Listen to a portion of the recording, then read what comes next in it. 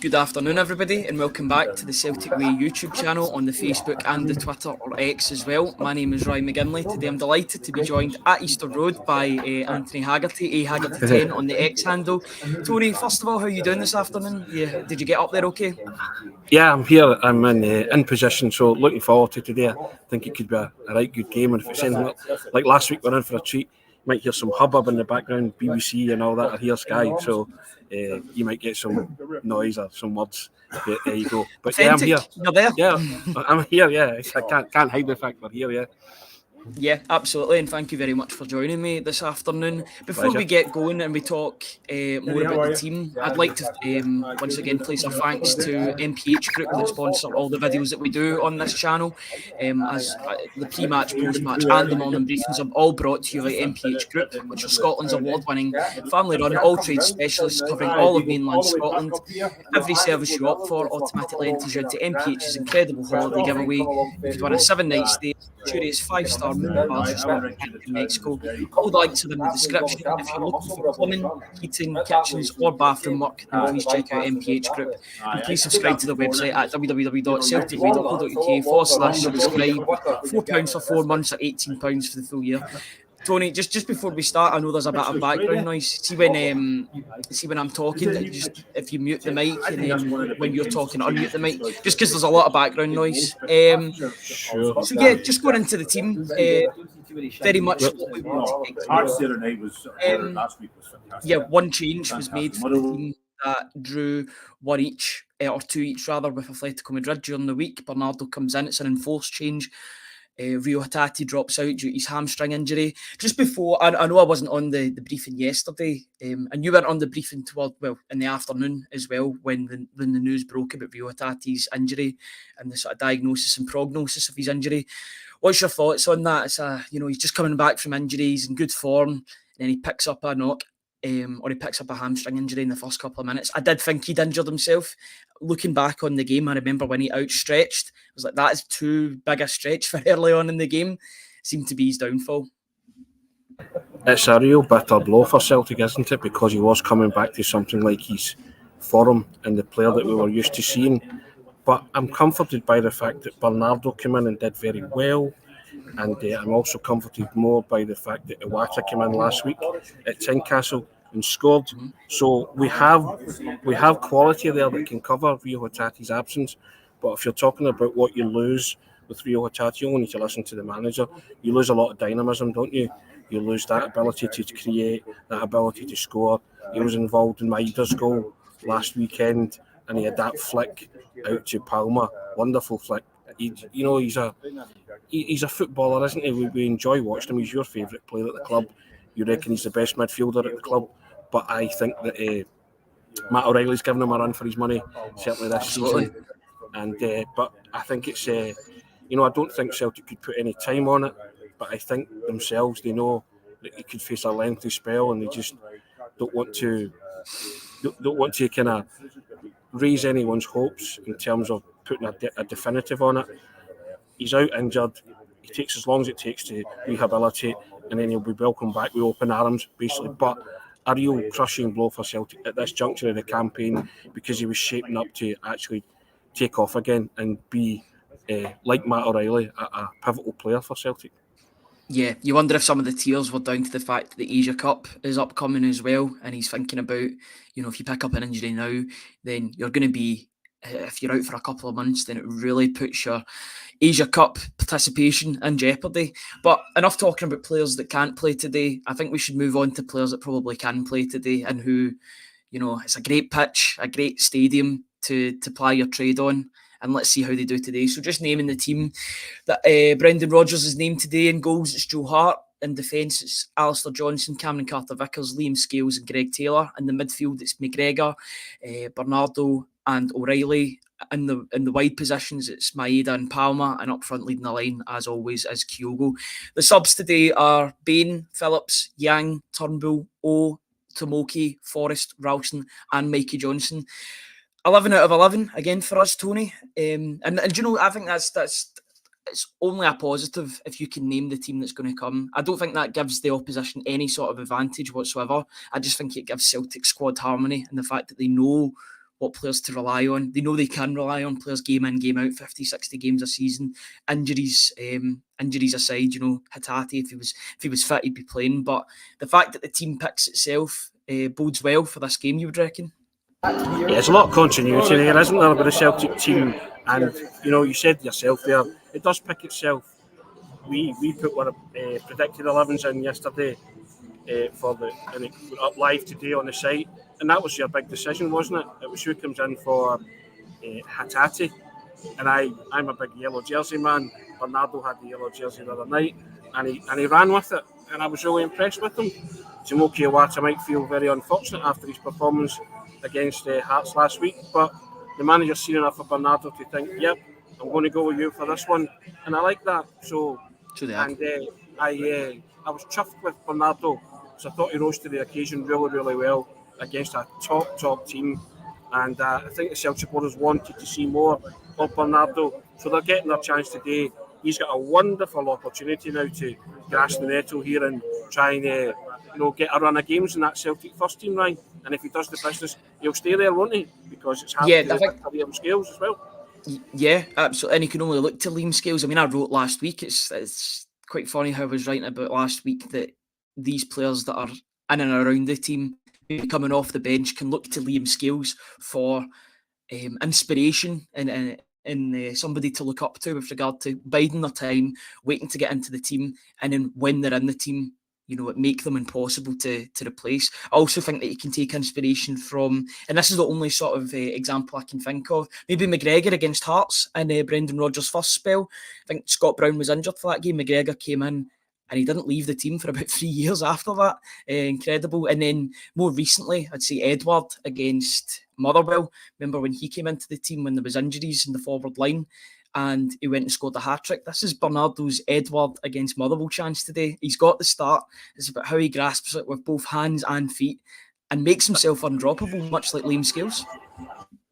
That would be an astonishing run of the team if Bernardo was now in for the next 3 years, Ryan. You know what I mean? That would be an incredibly consistent that's what he's got to go for. He's playing for a contract. He's like one of these. He's like one of these reality TV show people that are playing for a contract or they're playing for a spot in a show. This is his big opportunity. He's getting thrust into the front line, and it's up to him to take it.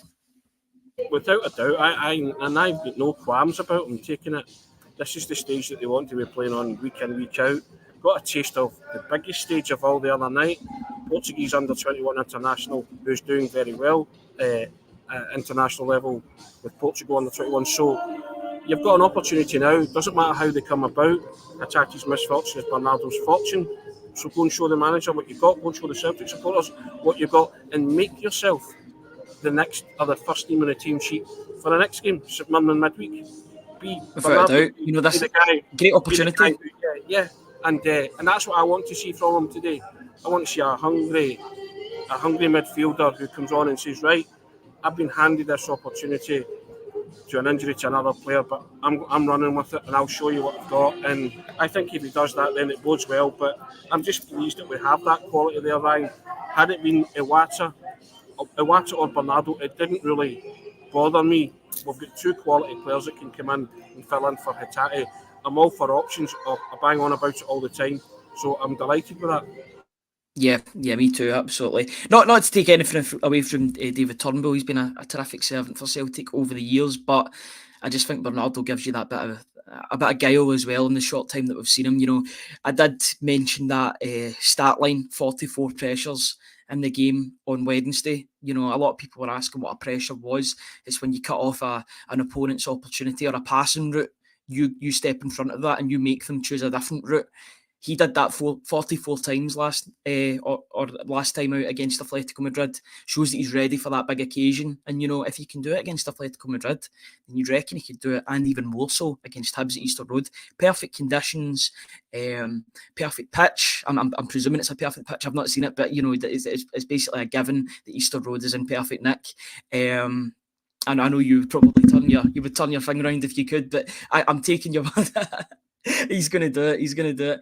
Absolutely perfect conditions. just down a wee bit. I can't really see too much of it. That's Tony giving us a wee showing of the ground. Yeah, it does look in really good nick, and I'm sure the Celtic fans will be in fine voice come kick-off at 3:00. There's a perfect view of the pitch. That looks absolutely tremendous. And for a player like Paulo Bernardo, you know, a player probably used to playing on really good surfaces in Portugal for Benfica. You know, you're going to play in the best of the best condition every week in the Portuguese league, and on loan to his clubs that he was at. This is a massive opportunity for him to stake a claim. You know, I would expect Rio Tati to be out for maybe round about the same time that Nawrocki. If it's a bad hamstring injury, then you know you're thinking about that 1.5 to 2 months out. What an opportunity. Paulo Bernardo, this is what he's been waiting for. Take it, go and take it, and make sure you're in that team for Wednesday. You know, baby steps, but good performance today. Go into Wednesday. Make yourself undroppable. Yeah, we're taking a baby step today. He could take a giant step, couldn't he, by making himself as I say, the first name in the team sheet for Wednesday. And not to go all Celtic down. Kevin McKenna was asking what the pressure was, Ryan, because he read that as well, talking about Bernardo, but he was very impressed with Bernardo. So now he knows if he's watching, he'll be well aware of what the pressure is. Passes the eye test as well as the stats test, which is great. I kind of explained it to him anyway and told him, so hopefully he's well on board now. Yeah, of course he doesn't. And listen, I showed you, I don't know if it came across, this pitch is in immaculate condition. It always is. From up here, it certainly looks like the proverbial bowling green. Can't play football in this, then you may as well chuck it. You know, so, but in Celtic, I've got real footballers, guys that can exploit space, and players that can hurt Hibs and hurt them badly. And I think if they produce anything like last week, then it all just points to one result, doesn't it? And that's what you're hoping for. They're on an upward trajectory. I keep saying it. I thought the performance against Kilmarnock was excellent. The performance against Hearts was excellent, and the performance the other night, certainly first half and bits of the second, was terrific. So they are now, you know, they're gathering up a head of steam, and I think that's what the manager wants. Hence the fact that he's not tinkered too much. Well, lots of people say a lot of effort and energy went into the other night. You know, he always talks about rest and recuperation, but you've got to go with a strong team, Ryan. You need the points on the board. It's not a time to experiment with Celtic team, and so I'm loving the continuity. I'm loving the fact that 10 of that 11 started the other night, and they want, you know, and I think they'll want to start and keep that going for as long as they can. Granted, the manager said himself they've got a real glut of games. Was it 7 in 21 days? The team won't be the same for all of those games, but if you can keep it the same, then I think he'll certainly try and aim for that. But it'll be 1 or 2 tweaks, but not any more than that, I think, on any given game. Yeah, I think you're going to see 1 or 2 changes against St Mirren on Wednesday, just due to the high turnaround of games. That'd be 3 games in a week. Maybe that is the opportunity, not to drop scales. I'm not saying drop scales. You know, I'm singing his praises now, especially after that Atletico Madrid game. Totally deserves to continue to start today. But that could be the game to bring Nawrocki back into proceedings, just to ease him into even that, or play scales for 60 minutes and then bring on Nawrocki or Lagerbielke for the last half an hour and see how they do. But at the moment, I think for a big game at Hibs away, doesn't matter about their form. I know they got heavily beaten last weekend, but it doesn't matter. Hibs at home is a completely different animal to Hibs away, I reckon, and they'll be up for it. They're always up for it against Celtic. It's always a difficult game. Feels like a sort of derby game between the two sides. I know there isn't that animosity between the two sides or anything like that whatsoever, but it does feel like a derby game, the two sides going against each other. Always a big day. You know, surprised this game isn't on the TV, but hey ho, you've just got to deal with that. Just looking at that team. Sorry, what were you going to say? In the small matter that I know they weren't in the league for a couple of the years that Brendan was here, but Brendan Rodgers hasn't actually won at Easter Road. This should be a Brendan Rodgers' first victory at Easter Road. Should he manage to achieve that? So these are all these small milestones that you have to conquer as you're going along. So you need to tick that box off. Brendan Rodgers set out a team at Easter Road to win, and I think this team is set up to win and win convincingly, Ryan. I have to say that. Yeah, there's firepower all over the pitch. You know, there's goal scoring midfielders, goal scoring wingers, and you know, a goal scorer that is very, very much in form just now. He's doing it in the league. He's doing it in the Champions League. He's shown everybody. I think he's shown the whole world now what all the Celtic supporters and everyone that covers Celtic knows all about Kyogo. He is a predator in that goal, in that box. He is ready to pounce at any moment, any opportunity.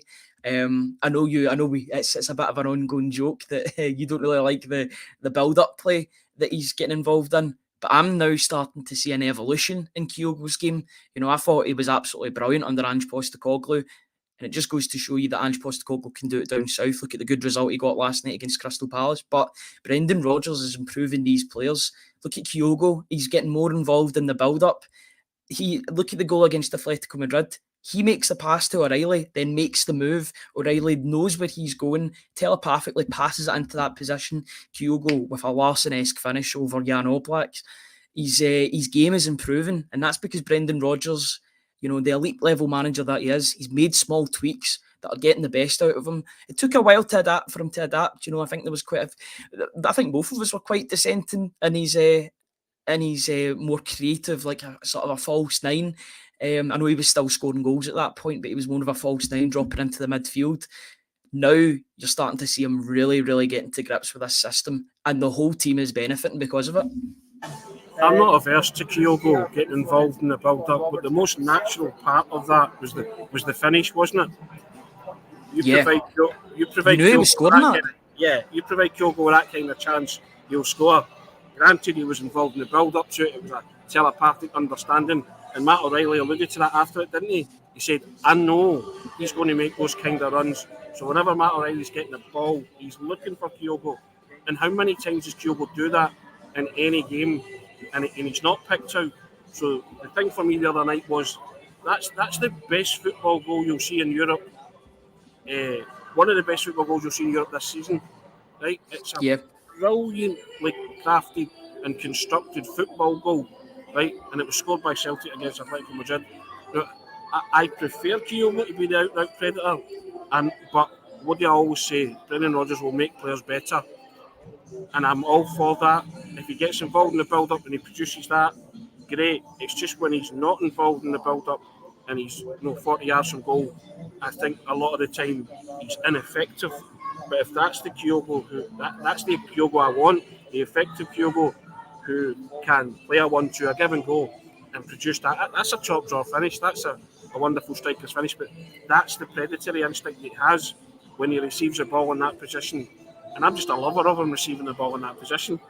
And when you get guys like Matt O'Reilly on the park, and Rio Atati, and hopefully Bernardo can fall into that category as well, who can pick him out and spot those runs. What I talk about a lot, seeing the game in pictures, the split-second stuff, that separates good players from excellent players. And then the tariff goes up. Class players, world-class players, all that kind of stuff, right?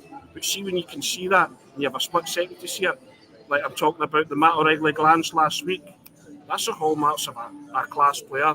I won't label world-class into that, but class players do these things. They're aware, spatially aware at all times. They know what's happening, and they're seeing the game in pictures. If I do this, this is the next thing that should happen. Like snooker players with their next shot, right? Working it out. So Matt O'Reilly, 2-3 steps ahead. So Matt O'Reilly, Palma did it last week at Tynecastle with Matt O'Reilly. If I put this there, he should be running in there. He should be able to get a strike at goal. Brilliant, absolutely. The execution, perfect. The other night, Kyogo, I give to Matt O'Reilly. He gives me it back because I continue the run in there. I know what I'm doing after that because that's my habitat, that's my territory. Once the ball comes to Kyogo there is only one place it's ended up, the back of the net. And that's what I'm loving, that evolution about this Celtic team. That's what Rodgers is making these players better because he is turning them, into players of repute and players that sharp stuff at speed. We talked about it the other night. They're doing it at speed, and that's why domestically teams are struggling to cope to live with them at this minute in time. Yeah, absolutely. Do you think that sacrifice with him going a bit deeper is in turn helping Matt O'Reilly to become more of that goal-scoring force? Because it seems as if the two are really helping each other out. If it's not Kyogo assisting Matt O'Reilly, then it's Matt O'Reilly assisting Kyogo. Maybe that's just a sacrificial thing. He's getting away from the positions that Matt O'Reilly's taken up. Brendan Rodgers has been talking about his number 8s have to have numbers. They have to have goals and assists. I think Matt O'Reilly's taken that very, very literally this season.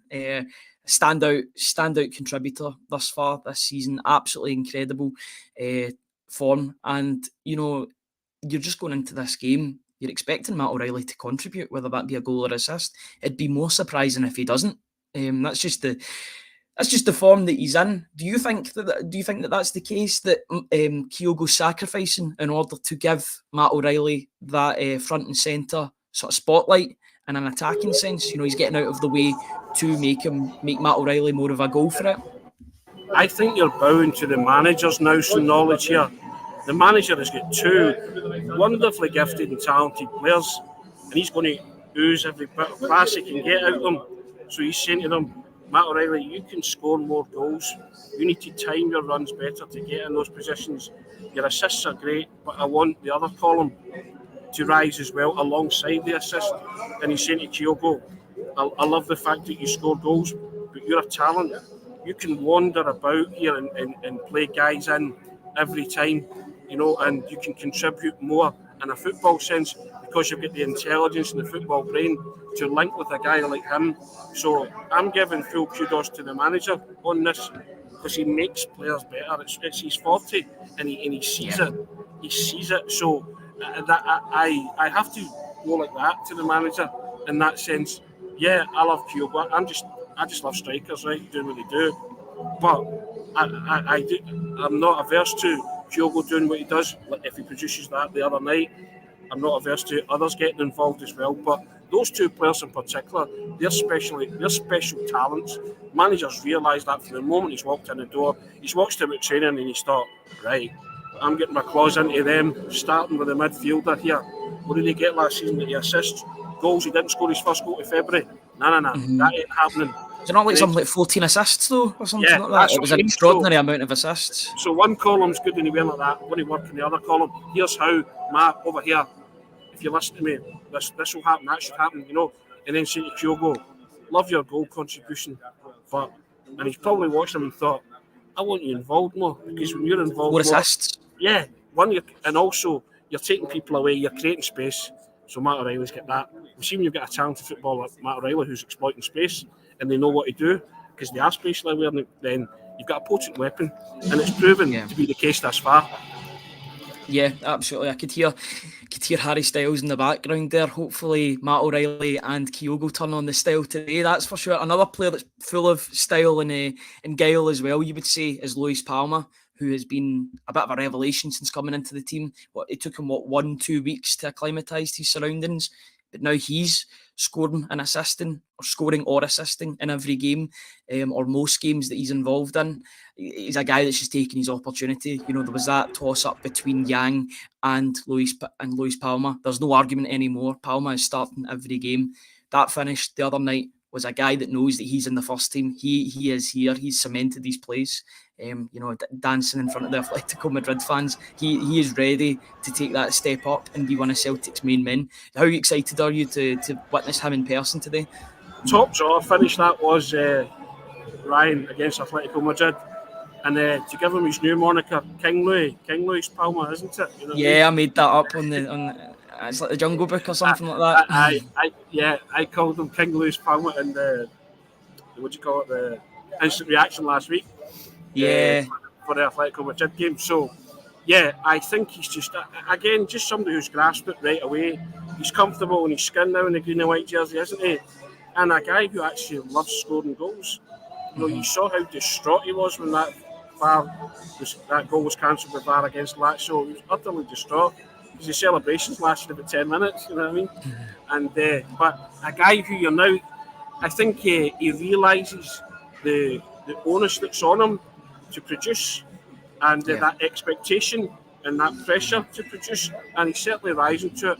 As you see, I was delighted with his contribution last week. That pass to Matt O'Reilly, that's class.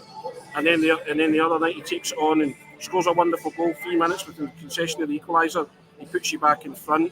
And he was probably disappointed to come off, but you can understand the manager's reasoning behind the substitution. But it's a team game, and he is now contributing big time. It's a goal against Motherwell, a goal against Kilmarnock, a goal against Atletico Madrid, and a wonderful assist against Hearts. King Louis, just keep doing what you're doing. He doesn't score tap-ins either. They're all well worked goals. I know the Motherwell one. I was going to call it lucky, but it's not lucky because it's an undefendable cross. You know, the Motherwell defenders can't touch it because it's going to go in the net regardless. So they've got to just leave it and hope that it drifts wide. It doesn't. It sneaks its way in. Should have been the winner on the day. Matt O'Reilly made amends about 10 minutes later in that regard. But yeah, Luis Palma. I'll tell you what it was, Ryan. It was very intelligent what he did against Motherwell. Right, I think he's just an intelligent footballer. Right. And that's one thing that you look about him. I think you tweeted out the other night, he's an intelligent footballer. Very, very intelligent on the ball. You can see it, right? You can see it, the guys, when the way, just the way they approach football and the way the things that they do, right? And they're always thinking, I mean, there was hardly any backlift for his goal against Kilmarnock, but once that pass failed to materialise, one hit at the back of the net, 2-0, you're comfortable, you're cruising. You know, one thought in his mind when that ball dropped to him against Atletico Madrid, getting a shot away and angling it as far away from Oblak as he could. Oblak just stood and watched it. Yeah, aided with a slight deflection, get that, but it was going in anyway. You make your own luck in situations like that. You look at the Kieran Tierney goal against Manchester City in a game that was kind of like the Manchester City game. Needed that deflection from Sterling to take it into the back of the net. I'm not sure if it was the deflection that took it in, but it certainly confirmed the goal because it just took it right away from Oblak. It's just the tiniest of deflection, but it makes all the difference. Jan Oblak is an elite level goalkeeper. He's been in the top 5 for the past 5-6 years. Had absolutely no chance for that shot. Just before we get into the sort of finalising thoughts before the game, if I could get everybody's predictions in the comments section, please. We'll try and bring up as many as we can. We want your comments for the scoreline prediction and maybe a first goal scorer as well. So if you want to give your opinion, and please put it in the comment section, we'll endeavour to bring up as many as we can. Tony, what's your prediction for today? Who do you think the goal scorers will be? I know there's been quite a consistent there's been consistent names that have been coming up every week in terms of the goal scorers, but who do you think will make the difference today for Celtic at Easter Road? I'm going Kyogo and Palma again. I just think they're an irresistible, and actually probably Matt O'Reilly too. I think those two are an irresistible goal scoring form, and if you let them loose on this pitch and they can do what they do, they'll hurt them, they'll score. I just think they'll be hard to stop. To quote the previous manager, if Celtic bring their A game and play their football, they'll be hard to stop. And I'm looking to those three. Remember we said it last weekend? We were looking to that offensive 6, the 3 in midfield and the 3 in forward. I'm looking to those guys again. But I'm more looking to Palma, Kyogo and O'Reilly. You know, and I think if they 3 turn up, Celtic are in for a bit of joy here. I think, you know, I just think Rodgers will get his first win at Easter Road. And I think Celtic are progressively getting better in every game. I think the guys are enjoying playing with each other. It's becoming real enjoyment, and they're happy and they're showing it. And I don't care about the spread of goals, Ryan, as long as they come. But Kyogo, Palma, and O'Reilly, I would keep your eye on them again because they're the guys that make things tick and happen for Celtic. Basically, all the people that are scoring for Celtic just now, apart from Greg Taylor as well. I know he scored in the last home game as well. Thomas Gallagher says 3-1. Maeda, first goal scorer. If he can repeat what he did last season at Easter Road, then Celtic will be on to a winner for sure. That long range goal that he scored after missing from about 2 yards out, it felt like. Robert Gibson, 3-1. It seems to be a popular scoreline. Bernardo to get his first goal for Celtic. You know, he's been scoring goals for the under-21s in the Portuguese under-21s national side. So if he can replicate that at Easter Road, then I don't think anybody will be complaining. Another 3-1 here from Edward Y. Voss. 3-1 Celtic. Matt O'Reilly, the first to score, which would be much like Tynecastle if that was the case. Plunge McNugget comes in and says 3-1 as well. Palma, Kyogo and O'Reilly. Wouldn't mind that trinity of players scoring. Big Dom says 8-0 Celtic. You see, if it's anything near that, then I don't think there'll be any complaints, and that stats bomb will be a joy to write tomorrow morning. Ian Cochran, O'Reilly and Kyogo to get a brace each, 5-0. I wonder who the other goal scorer is in that game. Probably somebody really random as well, maybe a Bernardo and McGregor, or even a defender, Liam Scales. You know, it's about time he scores this season. Daniel F comes in, 4-0 Celtic, clean sheet. We need to stop these silly goals we let in. That is very true. If you're going to concede goals against Atletico Madrid, but you don't want to be conceding against Hearts, your Kilmarnocks. You want to keep as many clean sheets as you can. Make Joe Hart's day as quiet as possible, in all honesty. 2-0 Celtic, says Celtic. 67. Edward Moore says 5-0 with Kyogo, first goal scorer. Ben Storer says 4-1 Celtic. Brian McCabe says 4-0, 3-3 in the first half, and Celtic Glasgow says 5-1 Celtic. So there's a lot of confident people in the comments section. Celtic are playing, they're playing with a bit of finesse, they're playing with confidence, and you just, if Celtic turn up and play the way that we know that they can do, especially away from home this season, you look at the slate of games, which has been a bit shocking. You look at all the games that Celtic have played away from home, that'll mean a reverse fixture. There'll be lots of home games coming up soon as well, which will be absolutely brilliant. But they've managed, they're unbeaten, they're invincible away from home thus far this season. If you can keep that going for another week, that'd be another away ground, another tricky away ground ticked off. You Tynecastle, Ibrox, Pittodrie, Tony Macaroni, then it'd be Easter Road. It'd be a massive, massive statement or a signal of intent from Brendan Rodgers, wouldn't it? From a guy that's clearly loving being back at the club. Yeah, the music's been cranked up, so you can probably hear in the background. But yeah, I mean, I think if Celtic can get through today, that's a wonderful lot of games, as you say, that invincible away run. And you can only see it getting better, can't you? And then you've got the reverse fixtures and the teams to play at home. You'd be supremely confident that they can do the business at home as well. So it's not arrogance, it's not, it's just what you're watching. You're watching a team progressing through the season and getting better and better and improving. You're witnessing it every week before your eyes, and it's a joy to watch at time. And I guess the managers just, Celtic are an old jacket, aren't they? His favourite jacket. He just slipped it back on, and everything's cushy, isn't it? Everything's kind of rosy in the garden for the time being. You never know what football throws up. It can throw up anomalies and obviously road bumps along the way. But at this minute, the manager and the players are in tandem. And as we said last week, and I wrote the opinion piece, the fans started singing his name for the first time. They're all singing from the same hymn sheet. Everybody, there's a real kind of collective there, a unity and a bond and a spirit that's been formed in the past few weeks. And you saw that the way they went about their business against Atletico Madrid. You saw it the way they went about business against Palma and Hearts recently. And you're just hoping that it continues today at Easter Road. And you don't see any reason why it can't.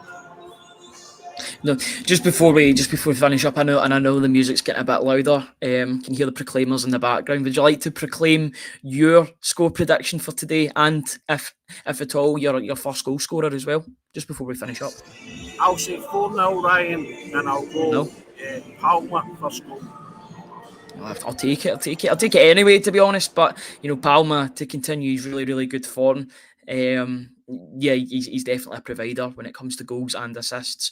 I'm going to go for 4-1. I can see Hibs have got quite a lot of firepower up front. I can see them scoring, but I can see Celtic scoring more than Hibs on the day as well, especially on a great pitch and a good atmosphere as well. Fingers crossed it's a really good game for Celtic's sake. They can get a couple of goals, can get the goal difference up and just maintain that gap at the top, extend it rather as well. It could be 10 points. You've got to put pressure on the opponents, on the opposition that they'll be playing tomorrow. Got to insert that pressure and make it an insurmountable gap to get to. Tony, have you got any final thoughts before we finish off? Yeah, you have to take this opportunity to go 10 ahead, Ryan. Put that pendulum of pressure back on your rivals tomorrow. Take care of your own controllables, and then let Rangers worry about that tomorrow. But be clinical, be professional, and that should be enough to see them through. Absolutely. Thomas Gallagher's just asking me, Ryan, first goal scorer. I'm going to go for Bernardo. He's going to get off he's going to really take his opportunity by storm and score a long range goal. Fingers crossed. We'll take it from absolutely anybody, but I'd like to see Bernardo get on the score sheet. Thank you everybody that's joined us in the comment section today. At 3 o'clock kickoff, it's a bit of different surroundings. An away game being at 3 o'clock, just got to deal with this sort of thing. Thank you everybody in the comments for giving your predictions. Sorry if we couldn't get absolutely every single one of them out. They come in all at once. You need to click up 20, and I realise that some people will want to listen back to this and they'll be hearing all the predictions. So we want to get as many as we can, but while providing some chat and discussion as well. Once again, I'd like to thank MPH Group for sponsoring this video, as they do for all of our videos at the moment. It was brought to you by MPH Group, obviously, Scotland's award-winning family-run all-trade specialists covering all of mainland Scotland. As always, every service you opt for automatically enters you into MPH's incredible holiday giveaway. You could win a 7-night stay at the luxurious 5-star Moon Palace Resort in Cancun, Mexico. All the links are in the description below for plumbing, heating, kitchens and bathrooms. If you're looking for their contact number, their website, even their TikTok, Instagram, Twitter, it's all in the description. Please click on the links and get involved. And could you please subscribe to the YouTube channel as well? You know, click that big yellow, I think it's a yellow button. I think it's still a yellow button. It hasn't changed last time. Try and make it a green button if we can. Please click that button, get subscribed, and you will get an instant notification when we go live after the game. We're going to try and endeavour to bring you a quick instant reaction tonight, both on the website at www.celticway.co.uk/subscribe. £4 for 4 months, £18 for the full year for that. Instant analysis will be on a couple of minutes after full time, and then we'll do a post-match once the post-match interviews are done and dusted. Tony, I'll let you get set up and sorted for the game. Enjoy the game. Fingers crossed it's another 3 points for the champions, and a good performance to go along with that on a really, really good pitch and perfect surroundings. Tony, enjoy. Anything final you want to say? No, I'm ready to go, as you can hear in the background, right? Yeah. Absolutely, I like that. Perfect timing. Do you know, you said that as soon as it was singing as well. Yeah, it's as if you know these things. Ideal. Thank you everybody in the comments for joining us. We'll try and be back as quick as we can for the post-match reaction. But until then, enjoy the game and fingers crossed for another Celtic victory. See you later, guys.